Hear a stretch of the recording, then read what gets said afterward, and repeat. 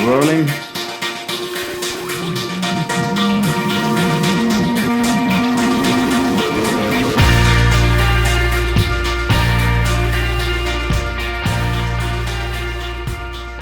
Batter up. Swing batter. Swing batter. Anytime anybody says that, all I can think of is Ferris Bueller's Day Off. Yes, that was my Cameron. Swing batter. Swing batter. Swing batter. What a classic movie. I guess the float scene in that movie was shot more or less illegally. They snuck the float into that parade. What?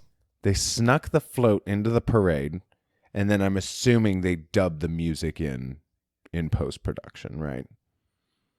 Yeah, because he sang Twist and Shout, right? By the Beatles, correct. Yeah. Mm-hmm. Such a good movie. I mean, they may have been right playing now. it on the float as well, but Right. obviously what we hear watching the movie is Old post-production. Chi-town. Yeah. Chicago. So thank you for tuning in to another episode of the Catch the Sky podcast. This is T, and with me is Dick Francisco. Thank you for joining me, Call Dick. me Abe Froman tonight. I'm kidding. The Sausage King of Chicago. Just kidding. He gets all feisty. You didn't know it, but this episode's going to be about Ferris Bueller's Day Off. Right. We didn't know it either. Yeah, neither did we. Yeah, that's the. We were going to talk about something that we've been calling the bullpen, but pivot. Right. Because you know what people love is when you use a movie reference or a book reference and you don't make an actual get to the point. You just use the reference and talk all about the movie. So we could just go on and on, T. Well, I mean, Ferris Bueller's Day Off is a cult classic. It's great. It is. It's a coming of There's age so film. many lessons to be learned, but we're not going to talk about those lessons or make any of those points. We're just going to talk about the movie. Great movie, everybody. But that's also not why we're here today. No. T, why are we here today? The bullpen. The bullpen. You know what's a good thing to do if you're going to be like Ferris Bueller's Day Off and take a day off is go catch a baseball game, right? I hate that sport, not going to lie. But baseball is in season. 'Tis the season. Just kicked off. Mm-hmm. And it kind of inspired us. That's what we're talking about, right? Pitchers, Yeah. catchers, Right? Relievers. relievers, Closers, starters. signs. So, yep, all the signs. So I guess maybe we can fill in our listeners with, you know, this concept of the bullpen. So for people who aren't baseball fans, right, like me, not a baseball fan, what is a bullpen in baseball? Before we get into that, I invite any of our listeners to please follow us on Instagram. You can find Dick there at the Dick Francisco. You may find us by searching for the Catch the Sky podcast. You can also find us on Facebook, YouTube, wherever you listen to podcasts, really. You may also find us on Twitter at CTS Terry or at I'm Dick Francisco. I always forget that part, T. I'm so sorry. I always get ahead of us. It's quite all right. You were about to ask what the bullpen is. That's what we've been calling it. If I'm not a baseball fan, for baseball context, what is the bullpen in baseball? Isn't that what we're talking about? Yeah. Totally. So what is it like? What happens in baseball- that? It sounds like a place where bulls are kept.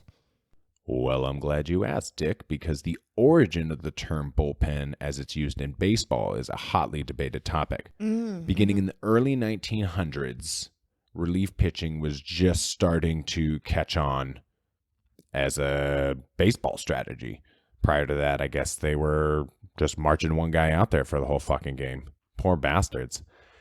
Anywho, around that time, baseball was obviously pretty popular and people would come to the games, but people who showed up late would have to stand in the standing room only sections, which were typically in the outfield or along the foul lines, which is where the relief pitchers are warming up in today's game. So in the past, we had fans standing out there, and they were just kind of herded up in these sections similar to cattle. Therefore, we get the term bullpen, because they're being herded like bulls. But there's also another historical anecdote that claims there were Bull Durham tobacco billboards at nearly all the stadiums nationwide during that time. Mm-hmm. And since the games were being played during the day due to the lack of lighting, it was hot out.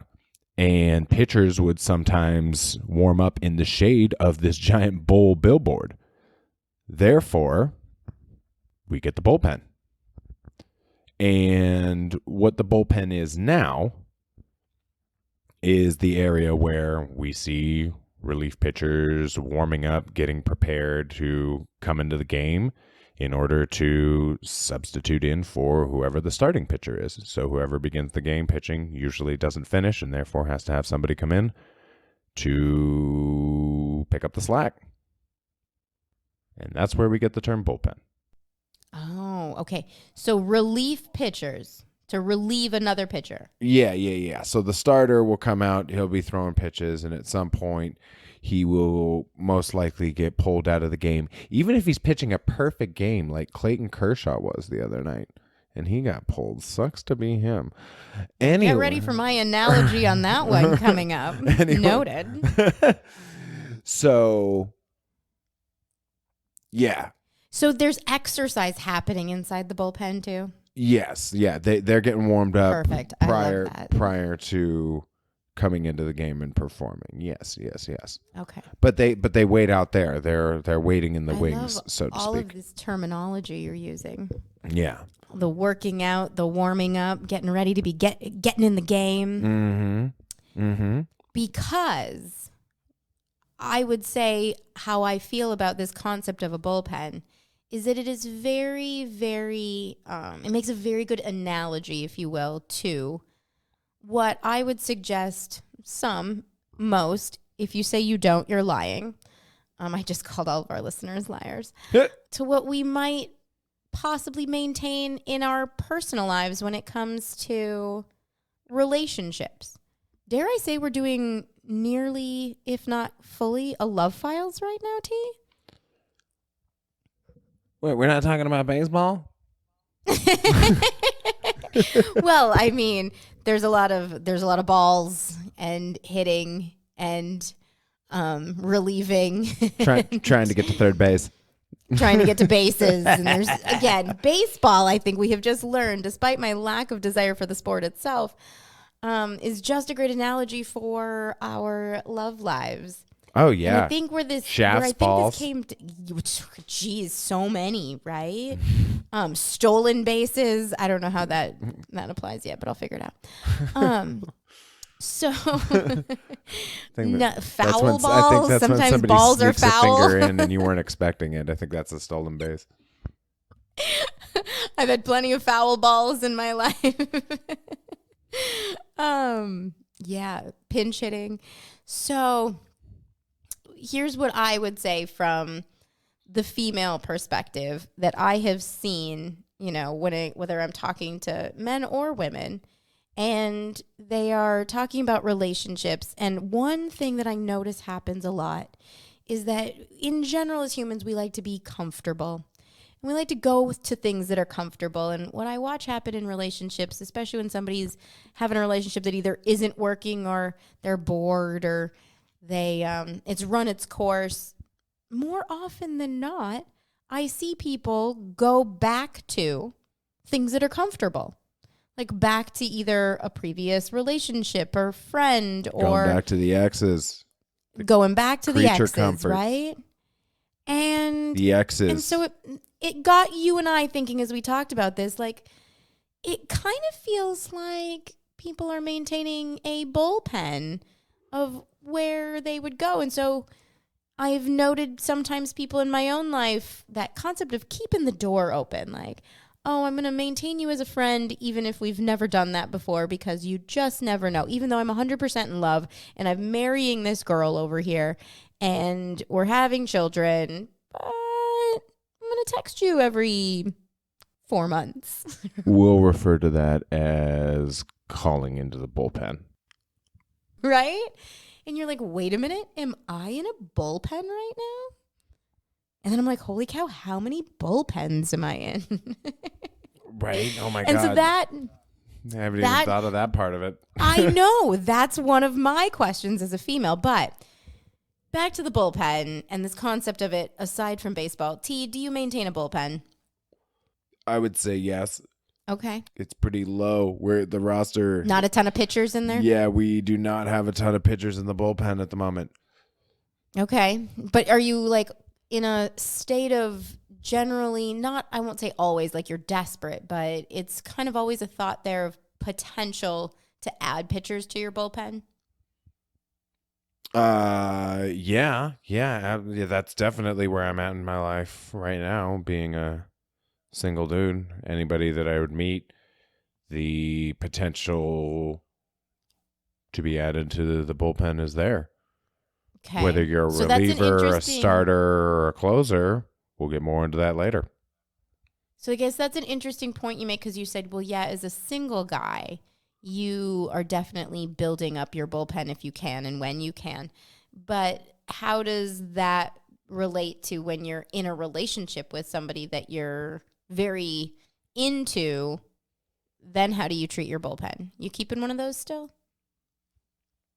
I think if you're seriously into the relationship as framed in your question, one would not be focused on the bullpen, not sending those intermittent text messages or adding these people on Facebook or social media platforms or what have you, because you should be so focused on your partner, right? This is probably another reason why I'm single, is because I've said it before. I want to be that excited by my partner every day. I want to be that excited to wake up next to them, to be sharing time with them, just basically every moment, be pumped to be around them. Yeah, but what you explained to me about the bullpen is that it's just people who are exercising to like look good for when this doesn't work out. So I'm like totally into my partner right now, and like I'm super excited to wake up to my partner right now. But there's a bullpen of people that I don't have to put time into. They're exercising on their own so that they look good when when I need a relief pitcher, right? That's how the bullpen works.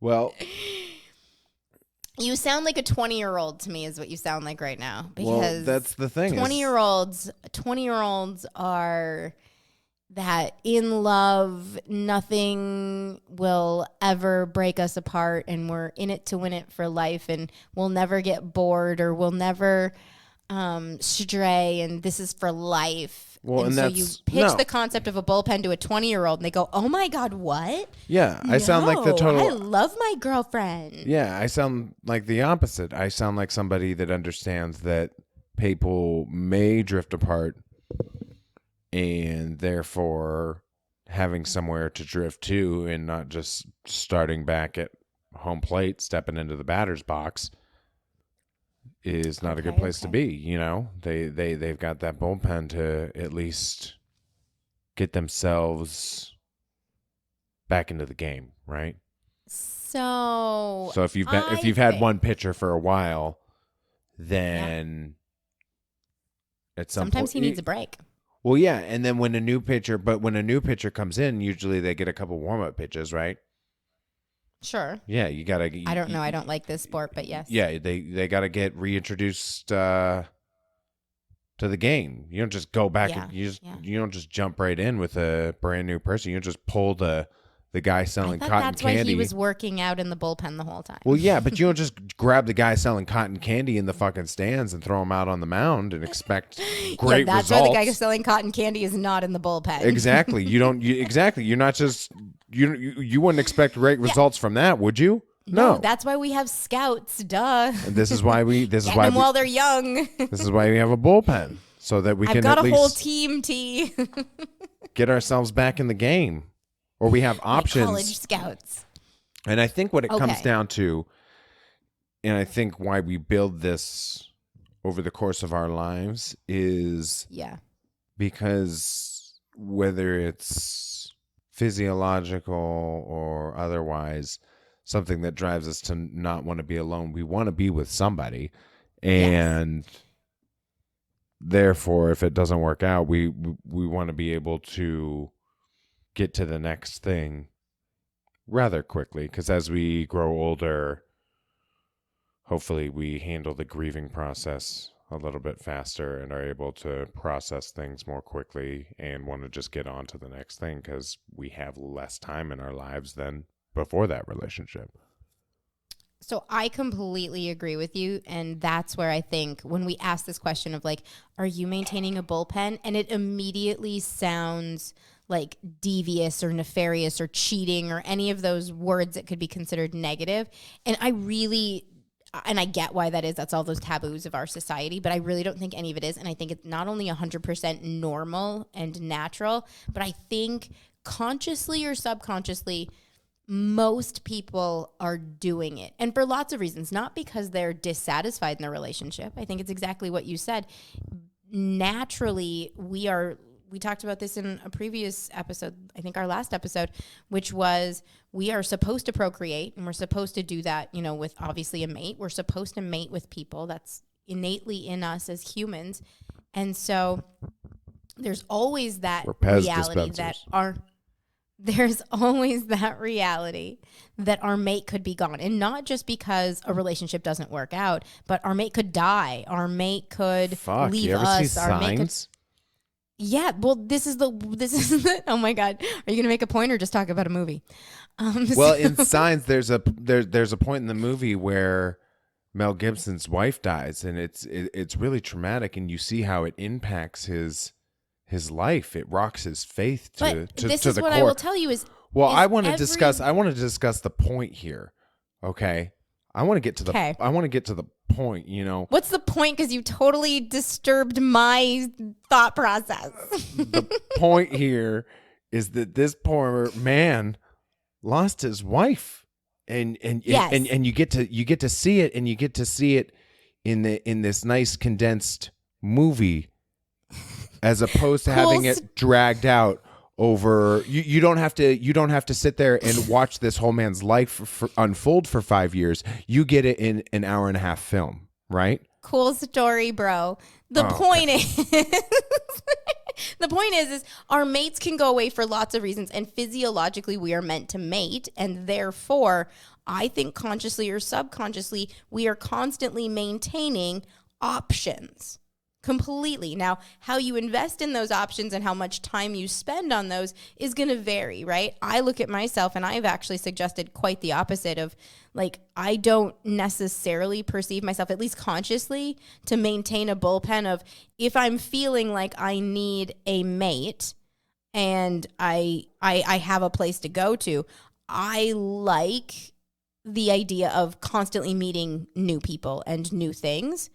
And things, just people, like learning new things, meeting new people, like newness is a driver for me. And so I don't necessarily maintain that. How do I go back to what is comfortable for me? And that isn't necessarily an initial driver for me. But do I think I still probably, if I think about this and say, yeah, I have some level of a bullpen that if I needed that, I needed either to mate, I needed comfort, I needed companionship. Do I have people that I would seek out for that? Yes, absolutely. Right? And so in that case, and is that wrong though? Is that wrong? I think it probably isn't all in how we manage our bullpen. So in people in their 20s, like we're talking about youngsters in their 20s, right? And they, oh my God, I'm all in love with this one person. I don't think about anybody else. I couldn't possibly think of anybody else. We're in our 30s and you're like, oh my God, in your 30s, this is when adulting hits you. And this is when, have you had your children yet? Have you gotten married yet? Have you accomplished things in life yet? And if you haven't done all of those things yet, what's your freaking backup plan? And that's when you start looking at your bullpen. Again, I can't necessarily relate to that, but I see why 100% people who are married or otherwise, I see how they maintain relationships to make sure there's a bullpen there. God, I could have stacked my bullpen so much better in my 20s had I not had that notion of being committed to this one person that I was so in love with, but definitely wasn't in love with, was just a fool. And was that in your 20s? Oh, yeah. I know, right? Yeah, that's what I'm saying. People aren't stacking their bullpen in the 20s, man. Yeah, I should have stacked it a lot better. I mean, I stacked it a little bit, but could have stacked it a lot better, right? We'd have so many better options at this point. So you made a comment earlier about, like, when we're using this baseball analogy as well, and you said even when a pitcher in baseball is pitching a perfect game, sometimes they pull that pitcher out and they put a relief pitcher in there. Yeah. Right? And I think about that from an analogy in life is in relationships, it doesn't always have to be that your partner, the current pitcher, is bad. Everything could be right and great. They could just get hit by a car, like in Signs. No, but nothing even had to happen to them. That we as people sometimes change and go, you know what? I need a relief pitcher to step in right now, right? Let that one go rest for me. Or die. And maybe, again, why are we dying right now? Well, I'm just saying, I just want to tie it back to Signs because that's all I want to talk about in this episode now. I am trying, don't ruin this. We've talked way too long about the bullpen and doing this episode. But that idea that it doesn't even always, from a relational standpoint, have to be that something detrimental or traumatic happened as to why we go to our bullpen. Sometimes it's a new flavor. Sometimes it's I wanted to change. Sometimes maybe we're taking a break in the game and there isn't a pitcher, but go put that pitcher back in the bullpen. This is exactly why I won't get married, is because that's the notion that I understand I will probably operate under and that I want to allow my partner to operate under as well. So I think that's a healthy place to operate from, and therefore you should be allowed to do so. That's why the audience at a game, the spectators at a baseball game, can see inside the bullpen, right? Yeah. That's how I want my life to be. Like, it's not an enclosure that you can't see inside. Here's my bullpen. Right. Here's who's in my bullpen, right? Yeah. Yeah. Yeah, and that's where I've been trying to operate from for a while, and I've unfortunately maybe not been able to convey that well to my partners, or maybe they want a greater level of commitment from me. Maybe they want me to put a ring on it. I don't know. I'm not sure. They're landing in that category of not willing to admit they have bullpens too, versus you need to find people who all admit we all got a bullpen. Right. And however our bullpen is operating, we all got one. And so here's what my bullpen looks like. And you're trying to show your bullpen. You need somebody who's willing to show their bullpen. And I think that's where otherwise we go, oh, no, I'm committed to my husband, or I'm committed to my wife. I don't, I would never. No, I have a friend, and I respect him dearly for this. His wife asked him, just in one of those conversations that perceivably in a traditional relationship has a right answer and a wrong answer. And she said to him, if I died today, back to Signs, if I died today, oh, trust me, I'm going to would you get remarried? Would you get remarried? And he immediately answered, yes, I could see myself getting remarried. Like, immediately answered the question. She was like, okay. And then she asked him the follow-up question, which was, do you know who you would marry? Mm-hmm. And he said yes. Immediately. Yeah. And named the woman that he would perceivably try to marry. Yeah. And he has been with this woman for 20 plus years. How did she take it? He was just completely, horrendously. Oh, boy. Terribly. Yeah. Right? Because in that relationship, there would have been perceived a right answer, which would have been like I've never really thought about that. No. But he was nothing but honest. Yeah. He is a man who is committed to his wife. And I know this about him. It's the lifestyle he lives. He's very into that. Like that's what makes him happy. But when she asked that question, that if she died tomorrow, would he be interested in somebody else, and does he know who that is? And he absolutely could answer yes to that. Yeah, there should be nothing wrong with that. Nothing Wow. wrong with that. Holy shit. It's like we're the same person. Jesus, right? Yeah. Yeah. So then that begs the question, right? So we talked about in your 20s, you pretend like the bullpen's not a thing, like because you're so in love, how dare I? And then your 30s, you're like trying to stock the bullpen because you wasted your 20s not stocking it up when it was way easier. Like we said, everything's easier in your 20s. So, okay. So now you get into like this guy's in his 40s, but start getting into your 40s, 50s. Do you ever outgrow the bullpen, or does it like... Shouldn't that be when it's most prevalent? Because that's usually when people start dying. Back to signs. Jesus, right? I just... Back to signs. Back to signs. We could have at least picked a movie about baseball, Jesus. Well, no. It has baseball in it, right? Joaquin Phoenix's character was a former minor leaguer. There had the most home runs. There's the tie. Had the most home runs, but he also had a record that most people don't know about. He had the most strikeouts. Is that true? I have no idea. Felt wrong not to swing. Joaquin Phoenix.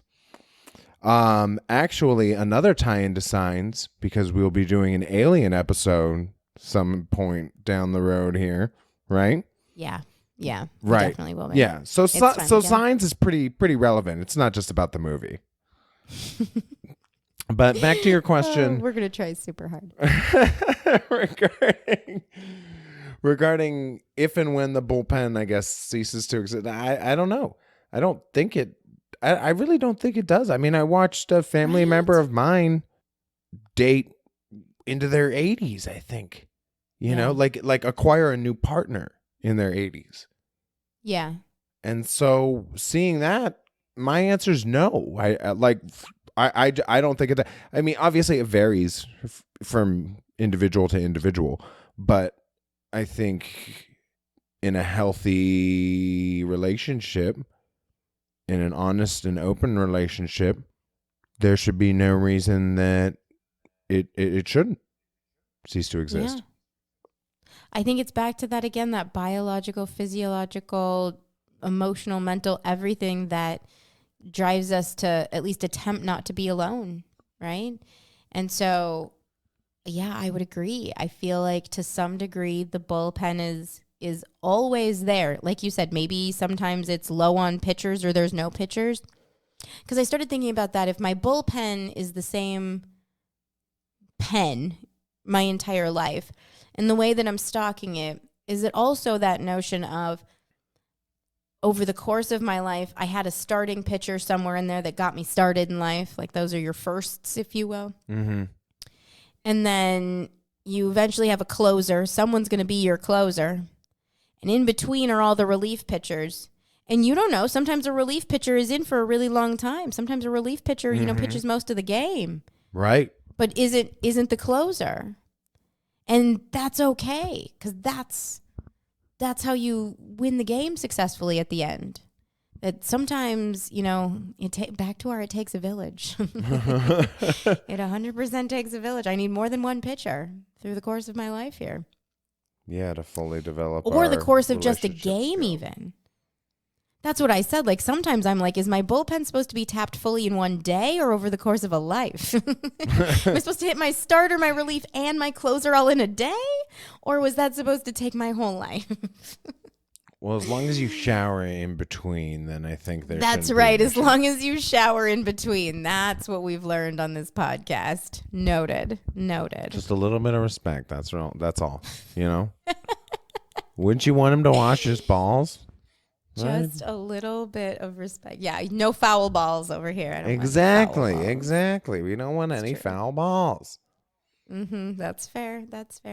So, okay, T, I've been contemplating this back to, I guess, this concept of the bullpen, which is sometimes when I've watched baseball, because I hate it doesn't mean I haven't watched it, I might not agree with a manager's decision to take out a pitcher and put somebody else in, especially when you're like, I thought that was going well, right? And you're like, but maybe that pitcher or that manager fell out of love with that pitcher in that moment and wanted to just see something new, trying things out, right? Yeah. And so I was using that back as an analogy. And then, like, he lets that manager pitch for, you know, a couple innings and then puts somebody else Lets in there. the manager and then pitch. a couple I'm innings just later, saying. like literally, I don't know what the record is of how many pitchers in a single game, right? Mm-hmm. But at first, you kind of want to be critical of that. And you're like, okay, did we really need 5 pitchers in one game? I don't know if that happens, but like, let's say that's what's happened, right? Pretty standard. And then, yeah. And so then I start thinking about that, like in my own life, and I go, oh, each one of them was just going through the honeymoon phase. Like nobody really got to settle in. And there's this notion of, and I'm the first one to talk about it, which is when you're falling in love, and I've said this before, falling in love, lust, it triggers dopamine in your brain. It makes you make not the greatest decisions necessarily, because it's that opposite of serotonin. And so you're just loving everything. You say things, I love you to death. I'd do anything for you. We're in it together forever. And just love, love, love, love, love. Falling in love feels good. 100% feels good. Travel the right? world for somebody. Yes, the sex is amazing. The conversations can be amazing. All of it. You're so clouded. It's all just amazing, whether Just it actually sell is or not. your home right? and move. Yeah, you just make the most irrational decisions, and let's have babies. Let's, all those things. Great. Just get a dog, please. So I'm gonna get another one. I know you are. So did that happen in science? So I'm thinking about this now, and I go, okay. Oh, one of the dogs died. Is it a bad thing? I think I'm answering my question while I say it, but I'm just throwing it out there. To play life like that game where after those few innings now, and we're at about that stage where we've settled in, we're a little comfortable, and now we bring in a new pitcher, right? And if you just kept doing that in life, where you were always in that state of like, this was so much fun falling in love with you, oh my God, right? It lasted for about 180 days. Because that's like 6 months, right? And every 6 months, you just went through that cycle again. Do you think that's a satisfying way? And so like your bullpen's got to stay stocked, obviously, for something like that. Do you think that is a fulfilling way to live? Or are we not supposed to? I don't know. Like, would that wear out your like adrenal gland or something? No, that basically describes my early and mid 20s. Okay, so that's where we're supposed to be doing that, is in our 20s. Well, that's what I was doing. My problem is I wasn't good at retaining many of them. I wasn't good at retaining them. Like one time I got into a situation where the current pitcher wasn't necessarily ready to come out of the game, but then the other pitcher was coming in, and so they had 2 pitchers on the mound. But they didn't want to play nice. It wasn't a good situation. Okay. So that shouldn't be then my, in general, life plan is to fall in love every 6 months because it feels great.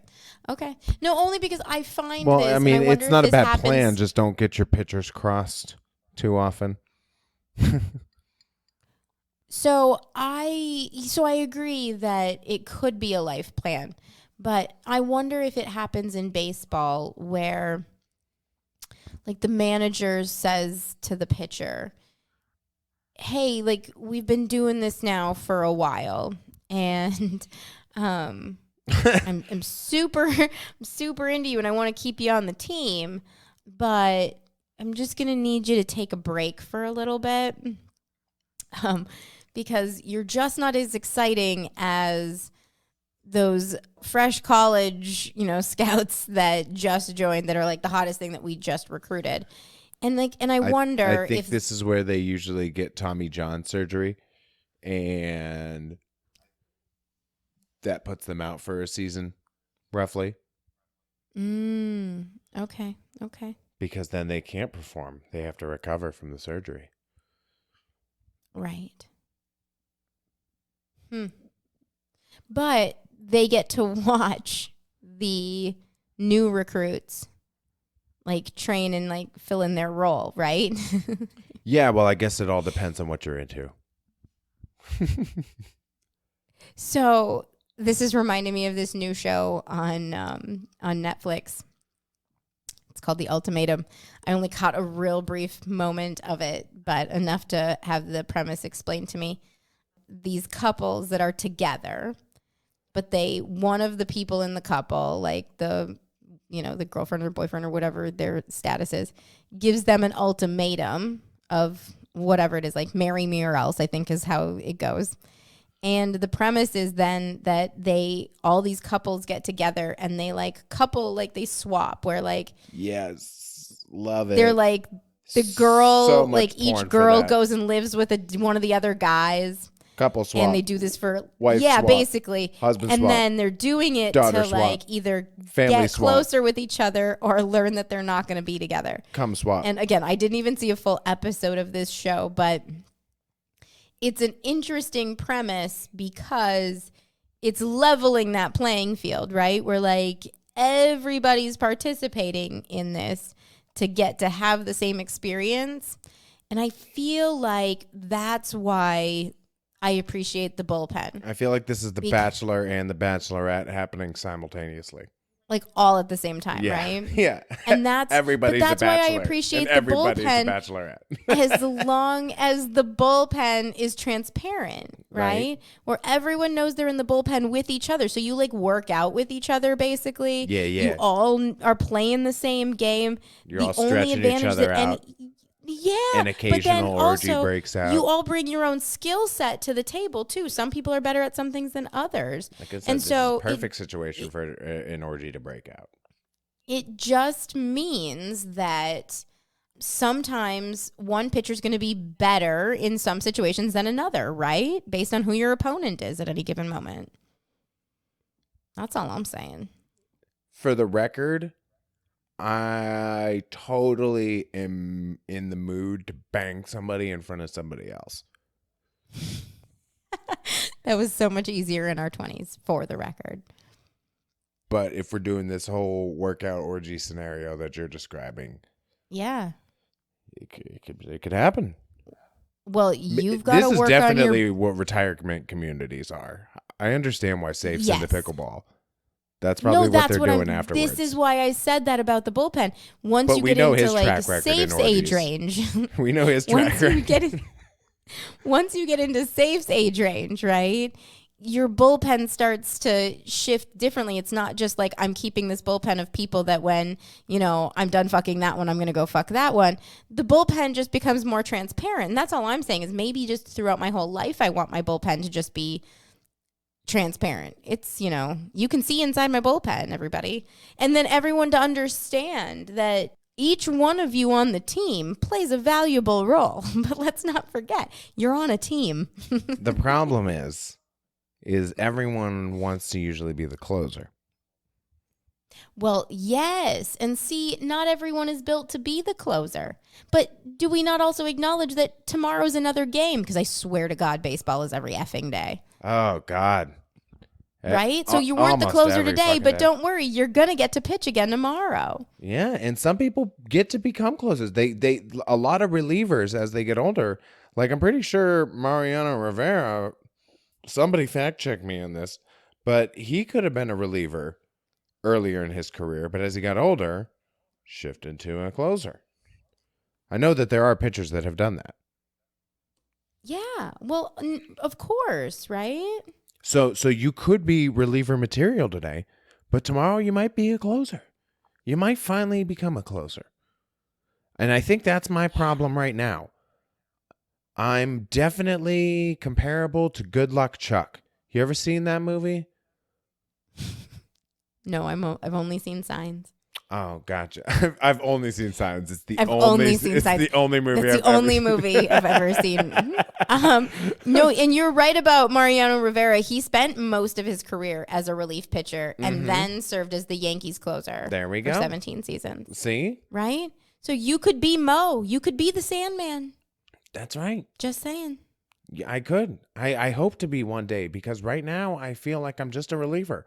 I feel like basically everybody I'm hooking up with is getting married after they're fucking done with me. But this is back to my comment at the very beginning, which is how interesting this all is that we talk about at any given point putting ourselves in the position. Like I'm over here talking about the pitchers in my bullpen and at the same time going, wait a minute, I don't even know what bullpens I'm in. Because it's not as if like I'm necessarily choosing to be in somebody's bullpen because we're not all transparent about it. Like I really feel like in my life, if you're going to be in my bullpen, you're going to know you're in my bullpen. I know. Like, I will just be open and honest about you. Oh, yeah. I wish it was like fantasy football. Like it was transparent. Yes. We could see each other's rosters.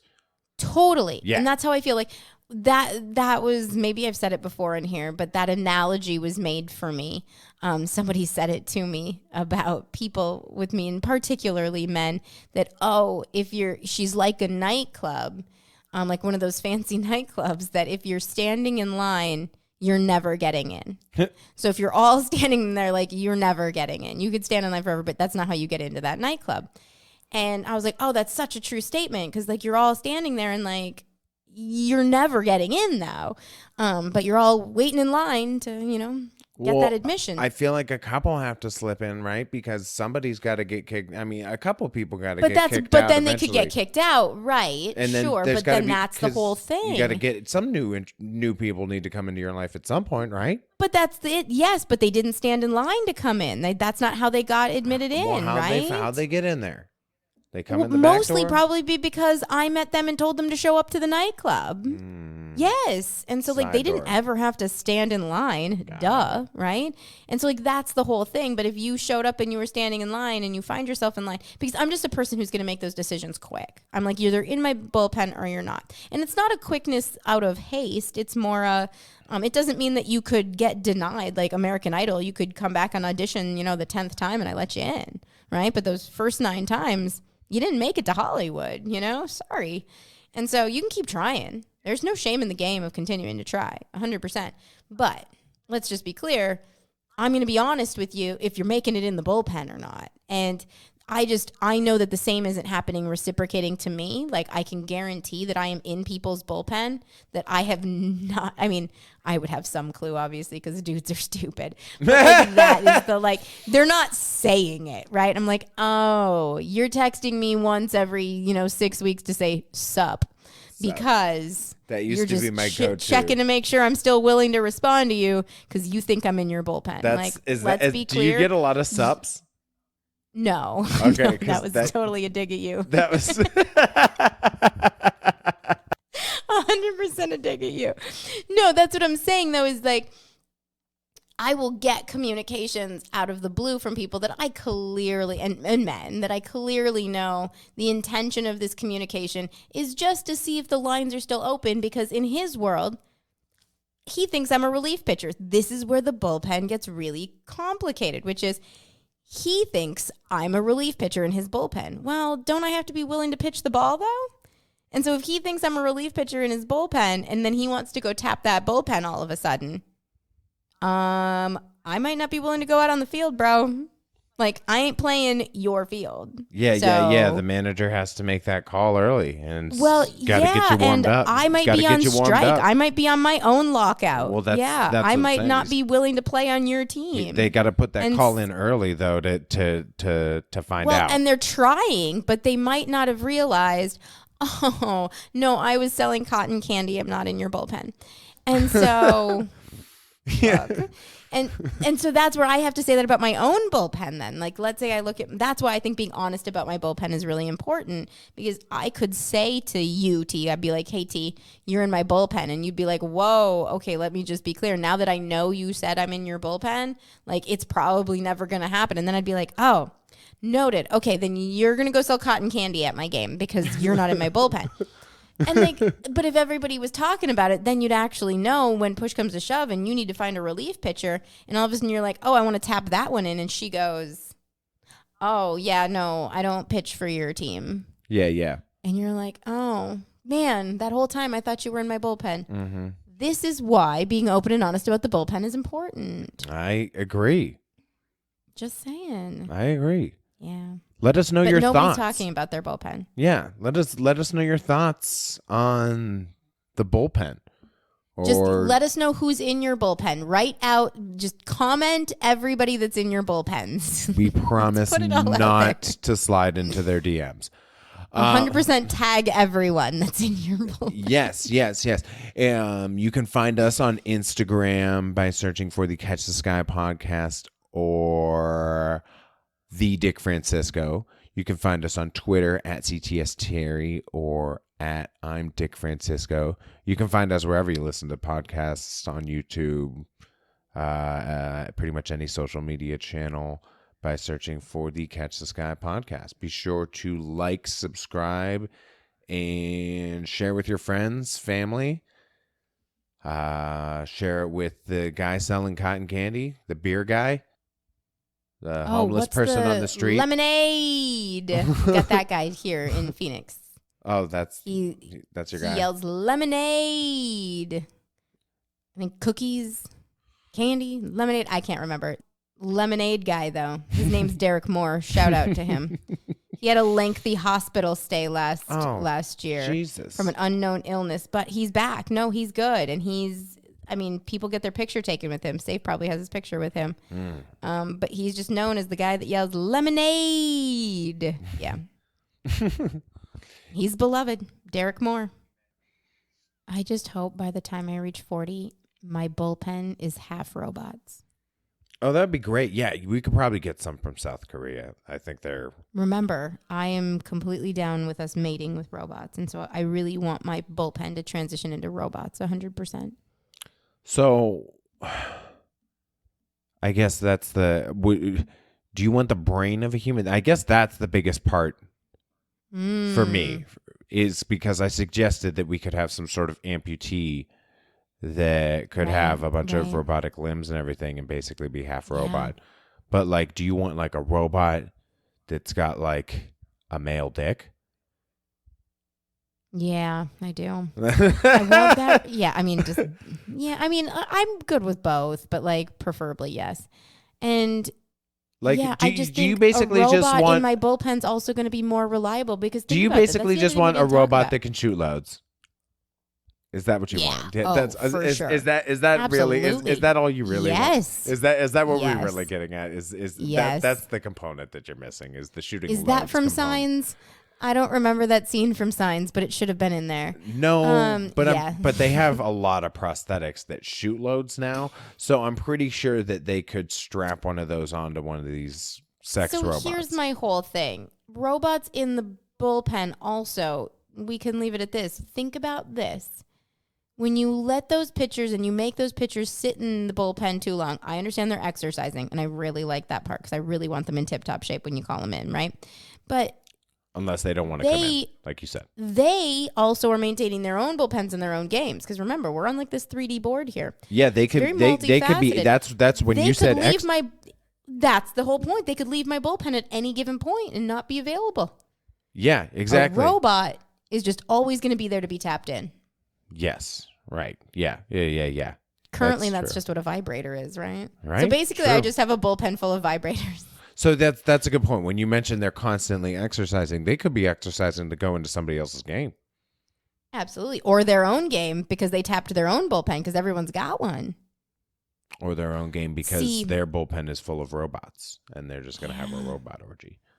I know this is where the truth comes out. My bullpen is so transparent. It's just a bunch of vibrators. Vibrators everywhere. Vibrators just everywhere. So reliable. Shout out to Balesa. Please shout out to Balesa free again. Vibrators. Absolutely. Shout out to their Balesa boutique stores. So many options. For men and women, so don't get jealous. You can stock your bullpen too, men. Vibrating cock rings. That's it. Well. And the best of the best. Dick, thank you for joining us this week. Is there anything else that you wanted to add to this conversation before we wrap things up? No, this did kind of make me want to go out to the ball game now, though. Not going to lie. I do not know why I'm not into a sport I am not sure why I'm not into a sport that has so many great analogies that are right up my alley. That's what I'm saying. You just go. I'm gonna go play that field. You could literally just go to a ball game and just sit there and just make sexual innuendos for 2.5 hours and have a great time. Never gets old. All right, who wants to come with me? I'm gonna go tap my bullpen right about now. I don't need a relief pitcher to take me to a ball game. Thank you for joining us this week, and until next week, keep trying to catch the sky.